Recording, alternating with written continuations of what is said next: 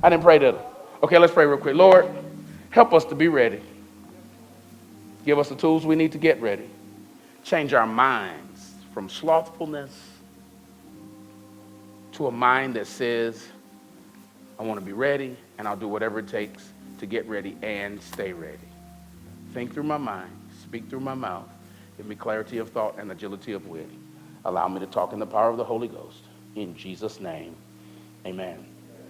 So yeah, we started this series, and I told you that I wanted you to, we want to do this series just so that we can be ready for all that the Lord has for us and wants to do through us. See, and I believe that the Lord wants to position us to be a blessing to other people. You know what I mean? That's really, and I tell you that that's what the real definition of prosperity is. You know, it is the supernatural ability of God working through me to meet the needs of others. So think about it this way: if I'm not ready when that opportunity comes, there's somebody who's not going to be blessed because I wasn't ready. You know? So when you say, Lord, help me be a blessing to others, you have to remember that that means I got to be ready to receive. I have to be ready to manage. You know, maybe you need to play Monopoly more so you can learn how to manage. I don't know. But he wants to bless others through you, and so managing is going to be important. So this series is to get us ready to receive more, to live better, okay? This series is going to help us. I talked to you last week about setting your expectations. So Christina, you can put that one, establishing your expectations. Listen to the sermon. It is on the website already, I think. And this is the message that we'll be loading this week in our video platform so that you can hear to establish your expectations. The psalmist says in Psalm 62:5, my soul waits or will wait patiently for God alone, for my expectation is from him. So I talked to you last week about setting expectations and really getting that expectation from God. God, what do you want? How should I operate? How do I need to think about and process these things? So this week, I want to start from here. So point number one for you last week was establish your expectations if you're going to be ready. Number two, here's our second point, that if you're going to be ready for this year, you need to right now set your trajectory. So you can write that down. I feel like I'm in a Baptist church. Do I need to tell the ushers to sit down? How you want me to do that? Hope. Do I need to, ushers you may retire your post. I don't know if y'all supposed to stand up all the way. We'll do what y'all do, but I just thought y'all standing up. I don't want y'all to have to stand up like that. That's what they used to say in the Baptist church, ushers, you may retire your post. Okay. So, you want to set your trajectory. When I see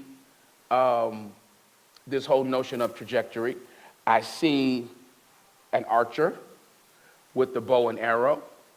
And the thing about archery to me is that archery calls for the archer to use a lot of muscle and internal strength, because you have to pull back, and that bow is very tight, and it needs to be, simply because there's just a great distance you want to send the arrow.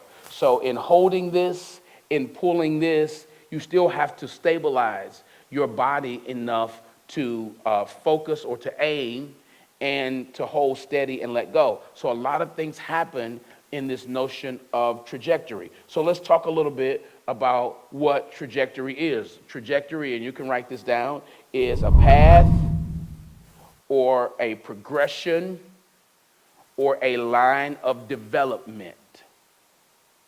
That is what trajectory is. Engineers and scientists use this word a lot, but of course it can be used in day-to-day life as we set the trajectory of our lives, which is what we're talking about today. You're going to have to set it. You're going to have to set a path.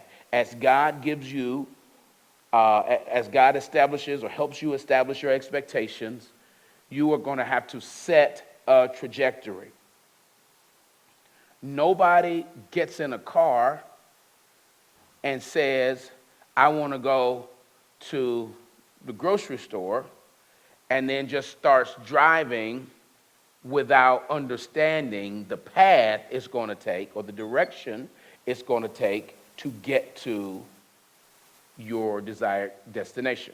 So you're going to have to take some time as we're doing these 21 days, and as God is preparing you and talking to you and establishing your expectations, you are going to have to set, based on what the things that you are expecting in your life, you are going to have to say, I need to go this way based on the expectations that God has set in me. Okay? You're going to have to be intentional. It does not just happen. Oftentimes when I meet with people and I start talking to them, which I need to start figuring out another way to do some of the stuff that I do, but some of the things that I say to them, I want to say this, I'm not trying to sound arrogant, but I'm just saying how I feel it. Some of the stuff that I say to the people that I talk to is just good stuff. It's just like good. You know what I mean? And I would say to them, is this good? Is this good to you? And they'd be like, yeah, this is good. I said, yeah, this is good to me. I said, but you're not going to do none of it because you're not even writing it down. I could write a book based on what I just said to you. Now, I have no expectations for a book because I didn't write it down. But you have no expectations for change because you didn't write it down. And so as you start setting your trajectory, oh, y'all was supposed to be singing a special song. Y'all going to sing it at the end because it just came up. That song I was just about to say, I just didn't know y'all was going to sing today. They're going to sing a special song when I finish. It's going to seal the deal. That's why you can't put me out here on this stage, because I have been preaching this sermon all week in my head. I've been ready to preach. I could have preached this Wednesday night and just told y'all to stay home today because I have been so ready to share this with you. Because in order for you to get to your destination, you got to know the path that you need to get there. Or the path, I should say, you should take to get there. That is setting your trajectory. You have to think forward and say, which way do I want this to go? And so then in setting your trajectory, you then say, I need this to go this way by the unction of the Holy Ghost, and this is what I need to do. So now I am ready to hit my mark because I have set my trajectory. You know what I mean? Nobody shoots a gun this way, but wanting it to go that way. The only time that happens is on Bugs Bunny. Okay? It is the cartoons that you can always shoot a gun and the bullet says, I got it from here. I will go around him, go over that, and then go straight to hit your target. Other than that, that does not happen that way. So you have to set your trajectory. Again, it is a path or a progression or a line of development. Where are you headed? So where do you need to be developed based on where you're headed? Y'all hear me? You can't tell me you want to be this, but you've done no training to get there. You don't just wake up and... What's the plan here? All right, so let's look at it. Let's look at how we're going to set this trajectory. I love this one. Proverbs 18:20. Let's put it on the screen. I'm going to have you to read it aloud. Ready? Read. A man's...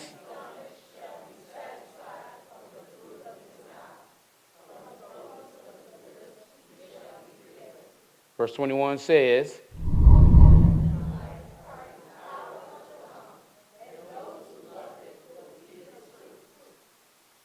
Go back to 20. Let's read it again. Ready? Read. A man's stomach. Whoa. I want you to see the inverse, because what we think in the natural, hear me, in the natural we say, my stomach will be satisfied by the fruit I put in my mouth. So what I eat, intake, will satisfy me. I always tell you that the physics of heaven is different than natural physics. Okay, natural physics, what goes up must come down. In the text of Scripture, what goes down must come up, because no man, it says, no seed, unless a seed goes into the ground and dies, it abides alone. In other words, if you don't plant nothing, nothing will come up. That's how the kingdom works. So here we're finding in kingdom physics, it is not what I consume that satisfies me, it's what I say. The fruit of his mouth. It is the fruit of my mouth. It is what my mouth produces that will bring satisfaction to my life. Get it? So a man's stomach shall be satisfied from the fruit of his mouth. From the produce of his lips shall he be filled. From the produce of his lips. Not what he brings to his lips. It is what his lips form. So many of us are filled. No, let me go back. We're all filled by what we say. But some of us are filled by negative, and some are filled by positive. But we're all filled. So some of us are full of the negative. Look at your neighbor and say, what you full of? You full of it. And I could almost tell you, well, I probably can tell you, how you speak based on how your life plays out. Go to verse 22. Verse 22, death and life, 21, and life are in the power of the tongue. Now listen, oftentimes we quote that scripture wrong because we say the power of life and death. Because what we feel like is that there is power in life and death. That's how we see it. But what the text is really teaching us is the power is in your tongue.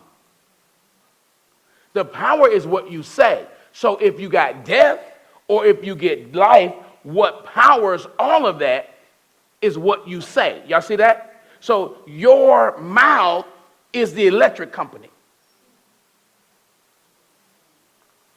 And so whether you have lights in your life or not has to do with what you say. Am I making sense to you? Yes. Because the power is in what you say, not in the outcome. Your outcome is set or powered by what you say. So to set your trajectory, you have to say the right stuff to send your life in the right direction. So the challenge that we have is that in some instances, we want to take the text literally. In other instances, we just be like, man, it's just figurative. I mean, you know what I mean. I know what you said. You see? And so then what's amazing is we flip it, I think, at the wrong times. So we used to say stuff like, "Ooh, I love you to death." And then now you want to be all deep and be like, "I love you to life." Okay, that's cute. That's cute. And if you want to spend your energy there, spend your energy there. But now, don't spend your energy there saying, "I love you to life." But then when you wake up in the morning, you say stuff like, "You know what, I just hate this job." You see, we use the energy in the wrong place. Because to love you to death says, I'm going to love you to the day you die. The truth is, you're going to die. I love you to the day you die, or I love you to the day that I die.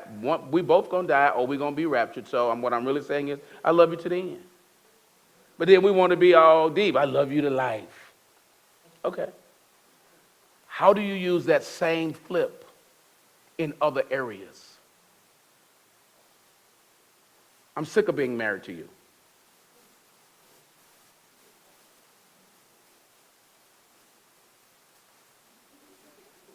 I'm just saying.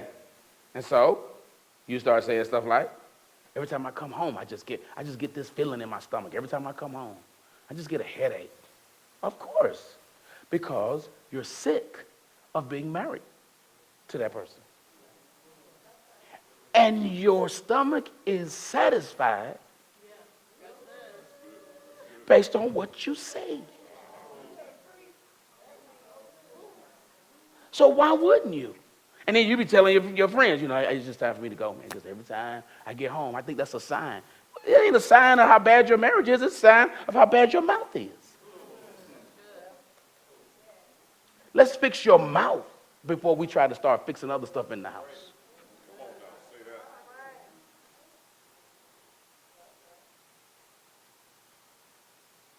Let's let it sit in here for a minute. Let's just let it ride. We let it sit in here. Let's breathe through it. Some of us, our watches will be telling us in a minute, breathe.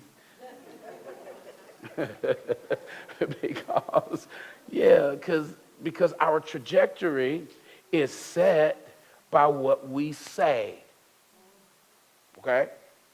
So then, if you have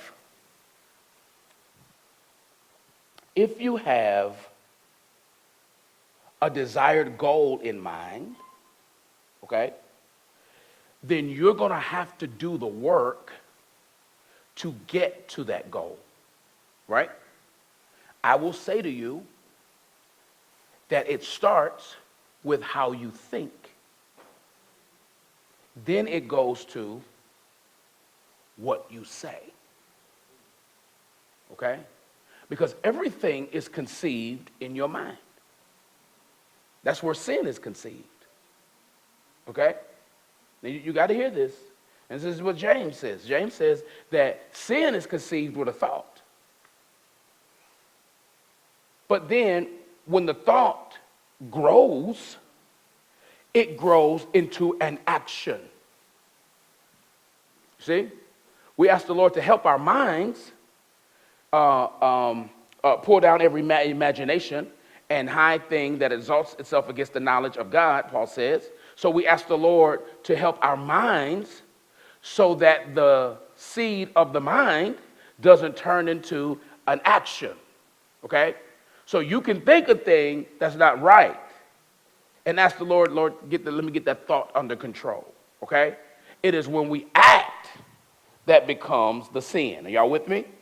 So to the same degree, when we start saying, this is my desired destination, this is where I want to go, this is what I want to be, this is what I want to do, then the question becomes, have you thought enough about what it's going to take to get to where you want to go, that you start formulating the speech based on where you want to go? Okay? So what's the song? The song says, I can't think of all the words. But it's basically saying, if you want, I'm listening to Natalie Cole in my head right now. If you want to motor west, you got to get on Route 66. Y'all know, get your kicks on Route 66. Because if you want to go west, you got to get on Route 66. So then everything in your life as you're driving wants to take you to where Route 66 so you can get to the west coast, okay? You have to calculate. Now, before many of us were born, or in our early days, our parents used maps. Now, many of us don't do that now because everything is instant. However, the thought process, even in using, let's say, Waze gives you the option, listen, to plan a drive. I love it. So when I was traveling and I knew I had to be at the airport the next morning and the flight leaves so-and-so, and I'll say to myself, what time do you want to be at the airport? I'd like to be at the airport by 9. So then I would go to Waze and tell Waze, I want to go to the airport, and it'll be like, what day you want to go? Tomorrow. What time do you want to get there? By 9. Then Waze will calculate and say to you, oh, okay, based on where you are, you need to leave at 8:30 because it will take you 30 minutes because it calculates not just distance, hear me, but traffic patterns. So listen, this is what I believe. When you say, Lord, I hear you, and this is my year that I am releasing all debt from my life. Okay? Y'all listen to the words that I'm using. Releasing debt. Releasing. Debt does not have you, you have debt. Okay, that's a whole nother thing. You got to release debt. I want to get out of debt. You let debt go. Okay? Because when you have debt, it's because you're holding it. What makes me hold debt? The way I think about money. You see what I'm saying? So now I need to change the way I think about money so I can release debt. So anyway, so when you say I want to release debt, then you go to what is it going to take for me to release debt? Calculations. All right? Then you say, here is what I'm going to do. And now I'm putting fruit out on this thing because I need my stomach, my life, to be satisfied with what my mouth says I want to do. Y'all with me? Calculations. So let me tell you this. Because Jesus says in his teaching to us that if you're going to follow me, you need to count the cost. Which says to me that Jesus was big on thinking about the trajectory of your life, listen, before you decide to do it. Y'all with me? So listen, I'm going to read this Proverbs thing again. I want to read it from the Message Bible. And then I'm going to look at Luke 14, and then I'm going to let you go because I only got 10 minutes left. So listen, Proverbs again, 18:20 in the Message Bible says, words satisfy the mind as much as fruit does the stomach. Y'all get it? Words satisfy the mind. So if my mind says I want to get to the back, then my words should say, in order for me to get to the back, I need to make a right, go down the steps, bear slightly to the left, and keep walking until I reach the door. My words will satisfy my mind, and my mind will be like, oh, you got it. You got it. Your mind knows that you got what it says when you say back to it what it has said to you. Oh, I wish I could pour this into your head. Your mind knows that you got it. It's like this. It's like on one page you see, oh, this is what I have to do when I dial into the thing because I don't have it. When I dial into the conference call, I don't know these numbers by heart. Okay? And then it frustrates me to have to click back and forth between pages. So can I tell y'all what I do? I have taken a picture of the number on one phone. And so then when I'm dialing on this phone, I pull the picture up on this phone. Because my mind does not have it. And my mouth can't tell my mind I have it. My mind says call the conference. My words should say, oh, okay, that number is 888, so-and-so and so, so-and-so and so. My words are not there. So my mind is not satisfied that I know how to call in, so I have to use my eyes to help the whole process. I ain't got time to deal with the fact that some of the stuff you're looking at does not support where you say you want to go.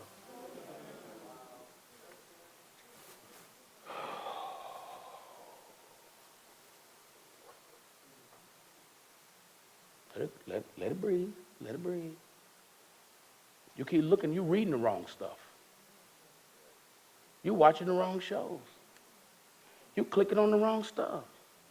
You keep talking about where you want to go, but you're not looking where you want to go.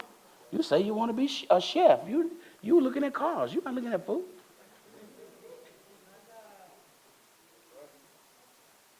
Y'all get what I'm saying? Are we on the same page?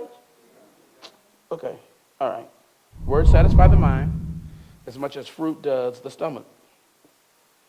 Good talk is as gratifying as a good harvest. Words kill. Words give life. They're either poison or fruit. You choose. Words. This is how you are going to set the trajectory of your life is based on what you speak over it. You hear me? I know your grandmama keep telling you, diabetes, sugar, high sugar running our family. You know your auntie had breast cancer, your great-grandmama had breast cancer. Breast cancer just running our family. Of course it does, because y'all keep telling each generation, we got it. And ain't nobody stood up and said, we do not have it. We will be healthy. We will keep check on it, but we will be healthy. This is how we're going to live. And somebody has to stop it. Just like it was told to you that you had it, somebody needs to start saying we don't. Because words can be fruit or poison. The problem is what you choose. Think about it. Think about it. Think about it. You can use the same word to mean a million different things. You know what I'm saying? So you could be like, oh, you got an F put in your towel. Man, that's sick. When I say it that way, what does that mean? That's good, right? Or I could say, man, you got an F put in your towel. Man, that's sick.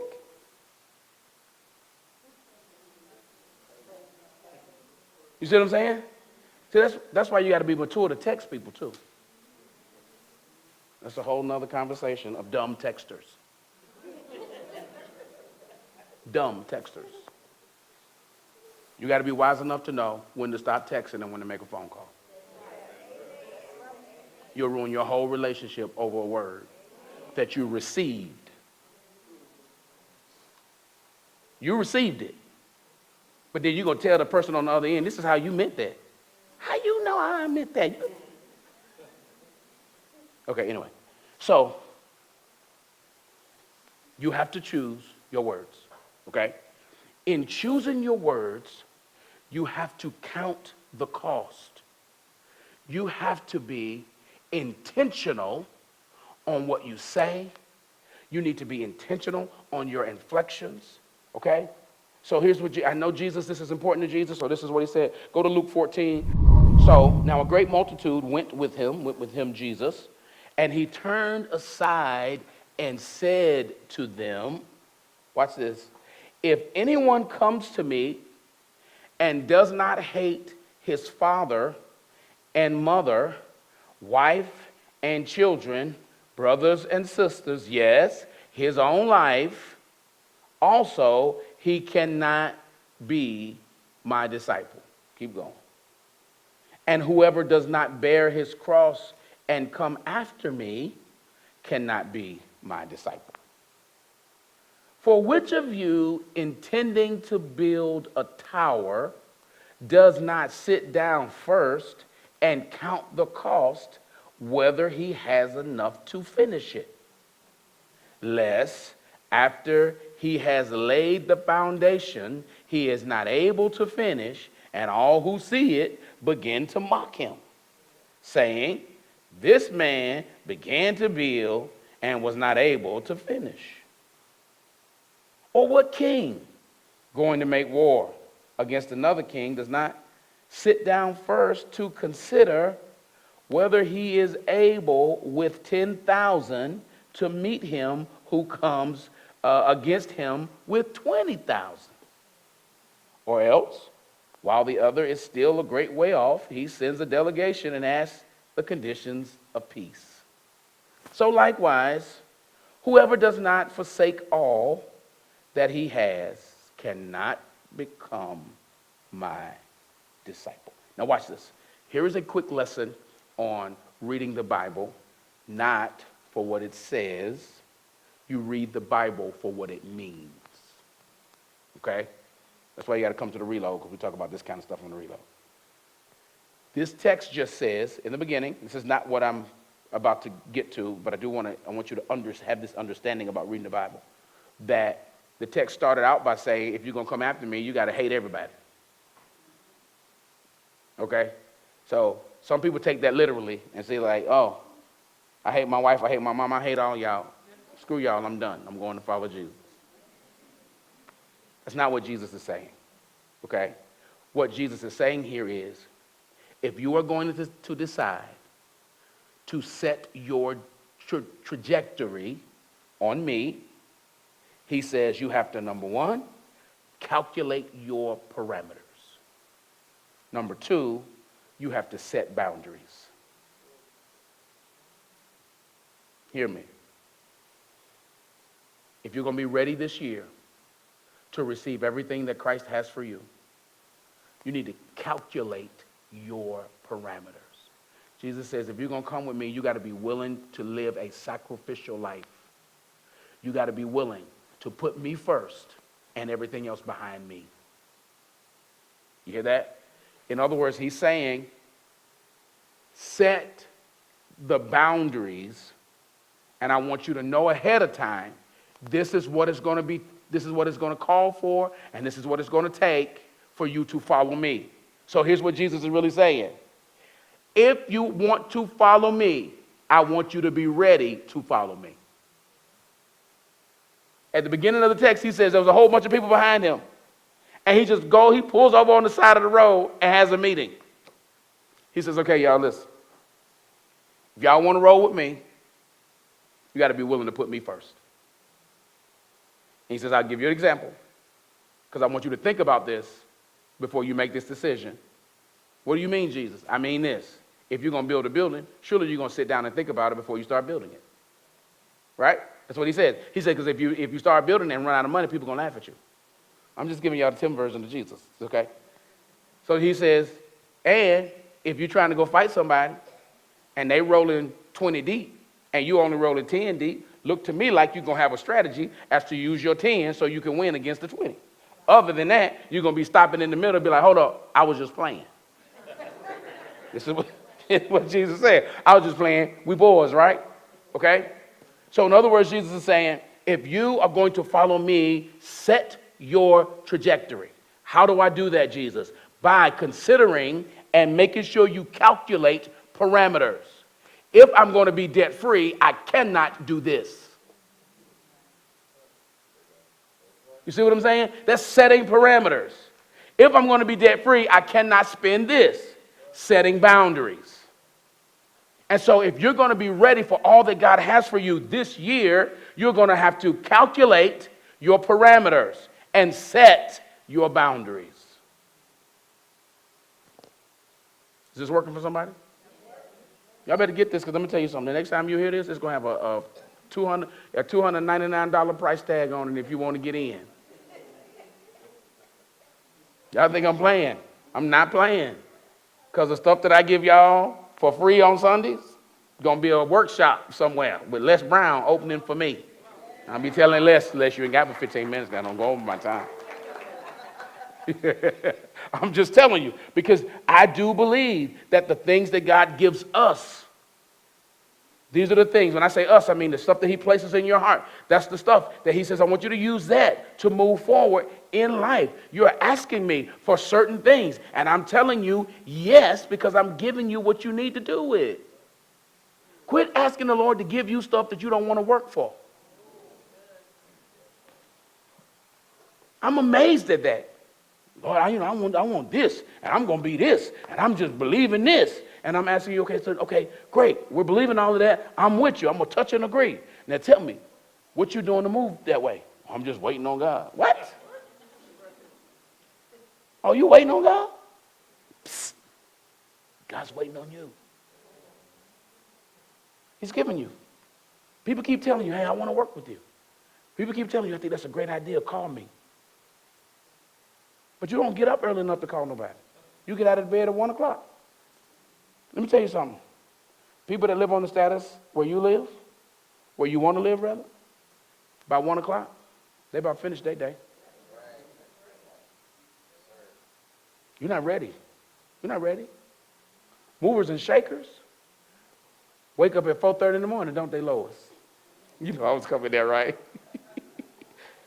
Listen, movers and shakers will tell you, you don't need a lot of sleep. That's what this would keep teaching me. You don't need a lot of sleep.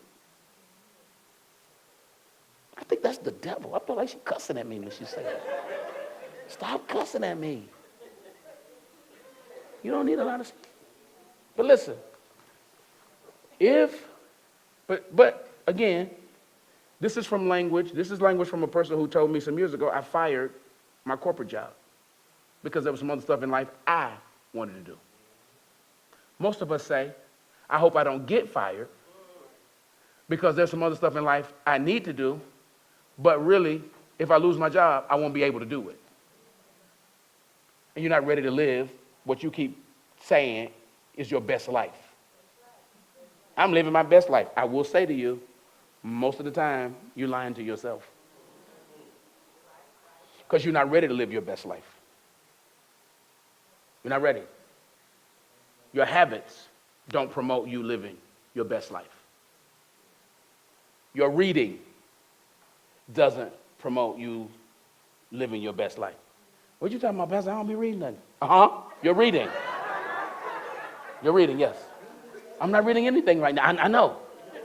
What you mean? Because I read Cosmopolitan or I read Ebony?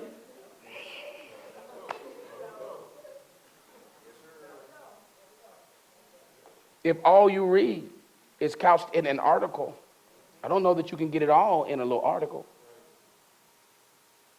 You hear me?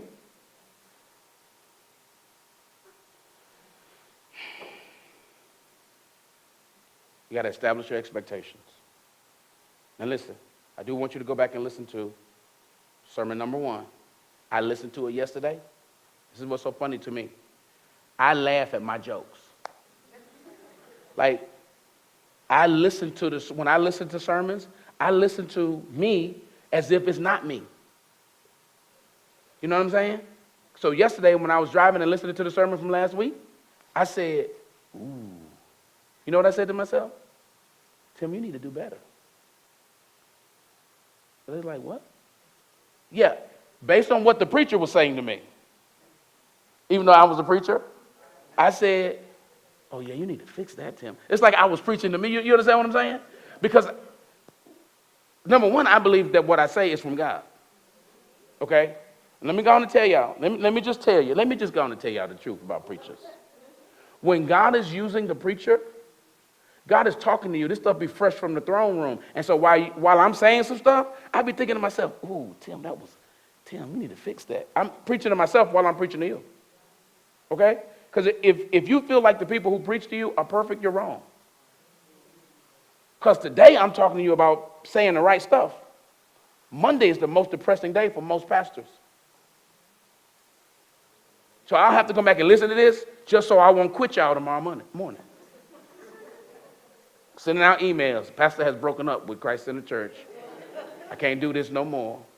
I'm sick of this. I don't want to do this no more. I hate my life. Listen, I go through the same stuff y'all go through. And some are close to me, and they could tell you, this is the stuff he says. You hear me? Pastor Edge was sitting in my studio the other day. He said, hey, do you know how much stuff you got in your fingertips? He said to me, the stuff that I'm living out right now, stuff you told me 10 years ago, why you ain't living it today? You hear what I'm saying? So I may have to add a sermon that you need to have people in your life to help you get ready. You need some people to hold your coat on while you putting it on. But you know the saints be like, oh, I ain't sharing this with nobody. I ain't telling nobody. It's just for me. Okay, just for you. It could be just for you, because when you wake up the next morning and you depressed, who gonna remind you of what you said if you ain't told nobody? That's why husbands and wives, you got to get together. That's why sisters and brothers and families, you got to help each other to be supportive. You got to tell somebody, now listen, this is what I want you to do. And then the days that I don't want to do it, I need you to remind me. You know? You need that. You can say, hey, you told me to remind you that you wanted to do A, B, and C. And then they be mad at you. I don't want to talk to you. I don't care. Be mad at me. Because you're going to be even madder 15 years when you still doing the same stuff you're doing now, and you're going to look at me and be like, why didn't you tell me to do better? Well, I'm going to stay in your ear all day. I'm going to text it if you don't answer. I'm going to drive over there and put a sticky on your card so you can know this is what you need to be doing. Because listen, in being ready, everybody has to help. Let me get out of here. Let me tell you this. I said it to you last week. The word ready means to be in a suitable state for an activity, action, or situation, fully prepared. Maybe I didn't tell you this last week. So good, write this down.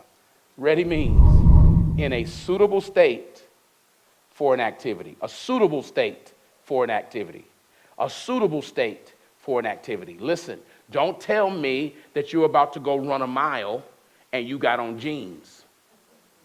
You're not in a suitable state, which means you might could do it, but you're really not ready. Don't show up at the gym to work out in a three-piece suit. You're not in a suitable state, okay? Based on the activity that you say you want to do, suitable state. Okay? In a suitable state for an activity, an action, or situation, fully prepared. Here's my prayer for you today. Come on, Edge. My prayer for you today is that you are fully prepared for what the Lord has for you.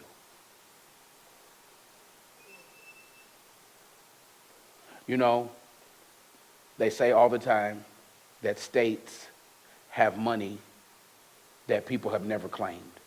IRS has money that people have never claimed. I believe, Walter, I believe that God has things that we have never claimed. Don't die with unclaimed destiny. I mean, come on, we've been saying stuff like this for years, David. We say stuff like, I want to die empty.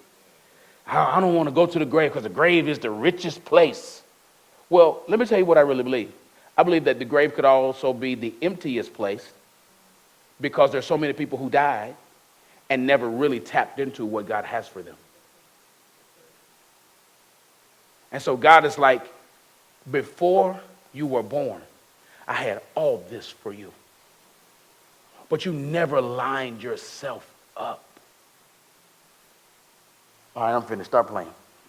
So as a kid, and I still like them, I like racetracks. I love racetracks. I used to have the FXS tracks. And I would save up my little money and go buy different race cars to race them. And sometimes the race cars would go so fast and hit a corner that it would jump out of the track. So for those of you that don't know about race cars, there's like a little pin that goes right under here that sits down in the groove of the track. And so then when you squeeze the handle, there is an electric current that carries the car around the track. But sometimes it moves so fast that the car jumps out of the track. So it'll spin out and it'll jump out of the track and it'll just sit there. Well, when the car is not moving, it's not because the electricity has stopped, because the electricity is still running through the track, but it's just that the car is not in the groove. You hear what I'm saying? So it's not a current issue. It's a connectivity issue. So when the car and the current connects, the track is then on purpose. Are you hearing me? What God is saying is, this ain't an issue of me having the power to do all that I've said to you to do. It is not, listen, that you don't have inside of you all that you need to do what I've called you to do. The problem is, we ain't connected. So when your creativity that I gave you meets with my power, you now move in purpose. And my question to you today is, are you ready? Are you ready to get in the groove with God? Listen, every day ain't going to be a day of smooth sailing. Every day is not a day that you want to do it. Listen, there are seasons that you get tired, that you feel like, I don't want to do this no more. You get tired and you say, this is just it. I throw up my hands. I'm not going to keep running after this. I'm not going to keep trying to start this business. I'm not going to keep writing a book. I'm not going to keep doing whatever. I'm saying to you that even though those days come, you got to have the right vocabulary to seek to get yourself out of it. You got to have the right people around you to get yourself out of it. And they can't be afraid to say some stuff to you. You know, don't be that kind of person that when people tell you about yourself, you don't want to talk to them no more. Don't be that person. Let somebody be able to tell you, hey, you can do this. Stop. First of all, get out the bed. Go do your hair. You need some people in your life to tell you, you look a mess. If success walked up to you today, you would scare the hell out of it because you look a mess. You need people in your life like that. We're just going to tell you the truth about you. That's going to help you be ready.